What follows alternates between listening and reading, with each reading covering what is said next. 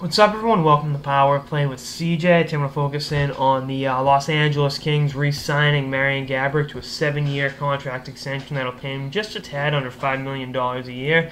I think it's a good deal. I just published a piece for Rand Sports. Should be up within the hour, probably sooner. But, I think, he would have gotten more in the open market. It's kind of like Callahan. Maybe he overpaid for a little bit, but, Gaborik's has come up so big in the playoffs. Only it's kind of like the opposite of Callahan, because Gaborik's productivity is only shown on the score sheet where, Callahan, blocks shots, kills penalties, does all those things. But you look at the postseason he had, and I think it's really, he had 14, 15 goals, and, that was, he had 14 goals, second most in Kings playoff history for a single postseason run.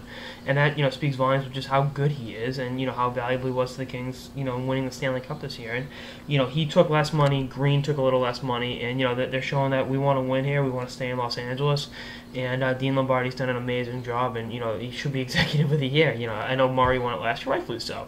The two guys in Southern California know how to build hockey teams, as I sound like an idiot saying hockey, but that's just the reality of the situation. You got to look at it from, what can we do to help this team win? And if it means leaving a little money on the table. And Gaborik went to the highest bidder with the Rangers, and I know the Rangers had a pretty good team. For those 4 years he was in New York, obviously went to the conference finals and a perennial playoff team.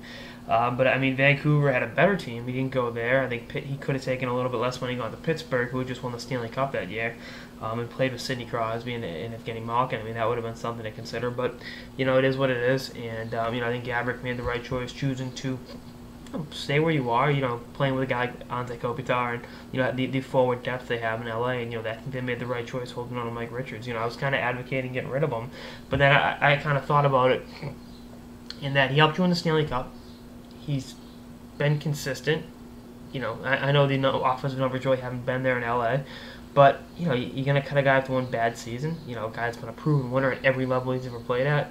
I think that'd be foolish. And Dean Lombardi obviously listened to me and chose to hold on to Richards. Re-sign Gaborik, re-sign Matt Green, and I think I don't know what the situation with Willie Mitchell is, but if Mitchell retires, leaves, whatever, they got Braden McNabb and they got Derek Forbin in the organization that can step up and play in those type of situations.